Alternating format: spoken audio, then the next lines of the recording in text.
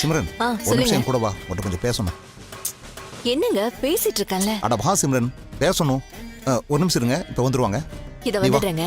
வா வா, சொல்றேன் வா. வாமா வா, உட்காருமா. என்னங்க என்ன ஆச்சு? வா வா. ஏங்க என்ன ஆச்சுங்க? எதுக்கு இப்படி பிடிச்சு இழுத்துட்டு வரீங்க? ஐயோ சிம்ரன், நான் உங்ககிட்ட ஒரு முக்கியமான விஷயம் பேசணும். அங்க நிறைய வேலை இருக்கு, வரவங்களை எல்லாம் கவனிக்க வேண்டாமா? எதுவா இருந்தாலும் ஃபங்க்ஷனை முடிச்சிட்டு பாத்துக்கலாம். ஐயோ சிம்ரன் சிம்ரன், இத பாரு, ஃபங்க்ஷன் முடிஞ்சதுக்கு அப்புறம் பாத்துக்கலாம்னா எல்லாமே கைமீறி போயிடும். அதுக்கப்புறம் நம்மளால எதுவுமே செய்ய முடியாது. ஏங்க நேரா விஷயத்த சொல்றீங்களா? அக்கா கல்பனாவை நம்ம வீட்டுக்கு கூட்டு வந்தது மகளா இல்ல, மருமகளாக்கிக்கணுங்கிற பிளானோட தான் கூட்டிட்டு வந்திருக்காங்க.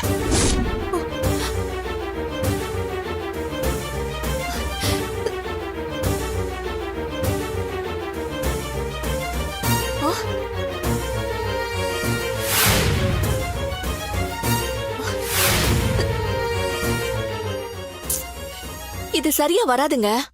அண்ணி இந்த விஷயத்துல ரொம்ப தப்பான முடிவு எடுத்திருக்காங்க. கல்பனா நம்ம குடும்பத்துக்கு ஏத்தவளே இல்லங்க.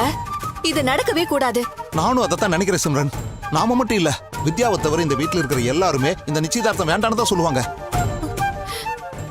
அதை தெரிஞ்சுதான் அக்கா இந்த விஷயத்த யாருக்கும் தெரியாம ரகசியமா வச்சிருந்தாங்க போல் இருக்கு. அதுக்காக கட்டிக்க போற பையன் கிட்ட கூட சொல்ல மாட்டாங்களா? வாழ போறது அவன் தானே. அவன் கிட்ட கூட சொல்லாம அண்ணியே முடிவெடுக்கிறது நியாயமே இல்லங்க. இது ஒண்ணும் புது விஷயம் இல்லையே, ஏற்கனவே பேசின விஷயம் தானே அக்கா நினைச்சிட்டாங்க போல் இருக்கு. அது சரி, அந்த கல்யாணத்தை பத்தி பேச போய் தானே எல்லா பிரச்சனையும் வந்துச்சு. அந்த அம்மா செத்து போய் அருண் மேல கொலைப்பழி விழுந்து நம்ம ஸ்டேஷனுக்கும் ஜெயிலுக்கும் கோர்ட்டுக்கும் நடையா நடந்து அவனை மீட்டு வெளியே கொண்டு வரதுக்குள்ள நாம படாத பாடுபட்டுட்டோம். அதெல்லாம் யோசிக்காம அண்ணி எங்க திரும்பவும் இந்த முடிவெடுத்தாங்க. அந்த பொண்ணுக்கு இருந்த ஒரே ஒரு உறவும் இல்லாம போயிடுச்சுன்னு அவளை தனியா விட்டுற வேண்டாம்னு தான் அக்கா இந்த முடிவு எடுத்திருக்காங்கன்னு நினைக்கிறேன். அதுக்காக இங்க கூட்டிட்டு வந்த வரைக்கும் சரிங்க. நம்ம வீட்டு பையனை எங்க அவளுக்கு கட்டி வைக்கணும்?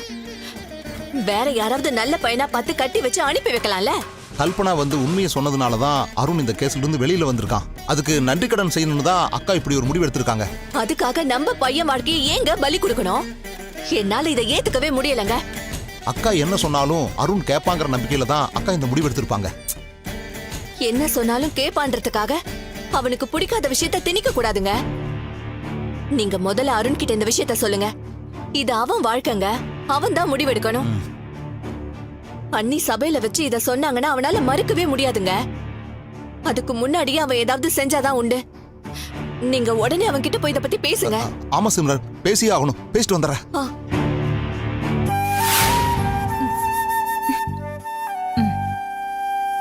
அண்ணா, இந்த சட்டை வேஷ்டில நீ சூப்பரா இருக்கண்ணா. உண்மையை சொல்ல போறதுனால அப்படியே மாப்பிள்ள மாதிரி ரெடி ஆயிட்டியா? கிண்டல் பண்ணாத சுதா, நான் எவ்வளவு டென்ஷன் இருக்குன்னு தெரியுமா? அண்ணா எனக்கு புரியுதுண்ணா, இந்த நேரத்துல டென்ஷன் பிரஷர் எல்லாமே இருக்கும். ஆனா தயவு செஞ்சு உன் முடிவுல இருந்து பின்வாங்கிடாதுண்ணா. இங்க பாருண்ணா, இவ்வளோ நாள் நீ சொல்லாம இருந்ததே ரொம்ப தப்பு. இதுக்கு மேலேயும் தள்ளி போடுறது நீ ரஞ்சிதாக்கு செய்யற துரோகம். அந்த பாவத்தை மட்டும் நீ பண்ணிடாத.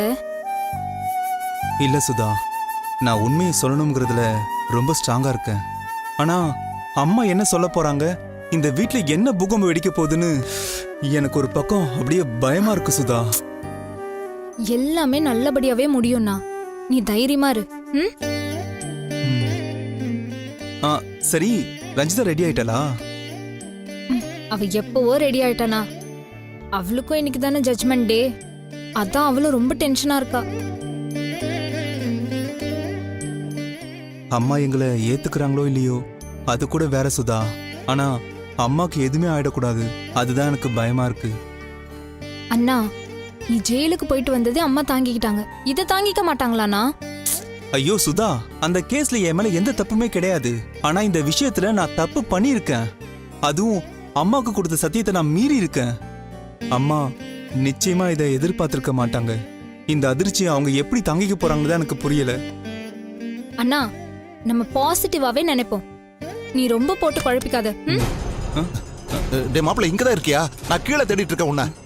என்னமாமா, என்ன விஷயம்? இப்ப நான் சொல்ல போற விஷயம் உனக்கு ஷாக்கா தான் இருக்கும். ஏன், டென்ஷன் கோபம் கூட வரலாம். ஆனா இது கொஞ்சம் பக்குவமா டீல் பண்ண வேண்டிய ஒரு மேட்டர்.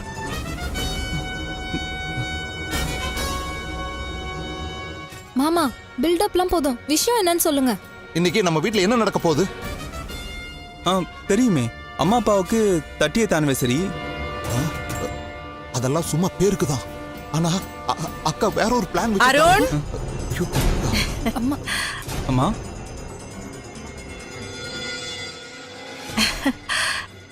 இந்த சட்டை நல்லா இருக்கு.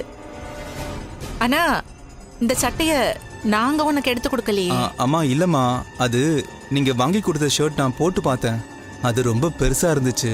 அதான் அவசர அவசரமா நானே எடுத்துட்டு வந்துட்டேன். இந்த ஷர்ட்டை ரஞ்சிதா தாம்மா செலக்ட் பண்ணி கொடுத்தாங்க.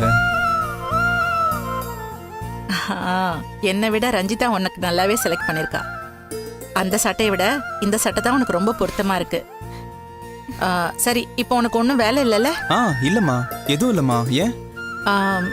என் கூட ஒரு நிமிஷம் வாயேன். அம்மா, மாமா ஏதோ பேசணும்னு சொன்னாரு. ஆமாமா. இவன் நேரம் காலம் தெரியாம ஏதாவது பேசிட்டு இருப்பான். சுந்தர், நீ கீழே போய் வந்தவங்கள கவனி. கொஞ்சம் சீதாவுக்கு உதவியா இருடா. போடா, நான் வரேன். நீ வாப்பா.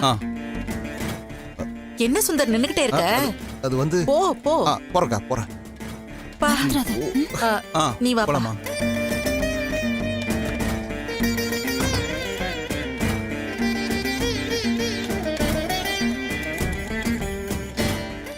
அருண் மாப்ள இவர் அருண், டேய் நீ எங்கடா கூட வர? அது உன்னை சீதாவுக்கு தான் ஹெல்ப் பண்ண சொன்னல. போ போ, உள்ள போ.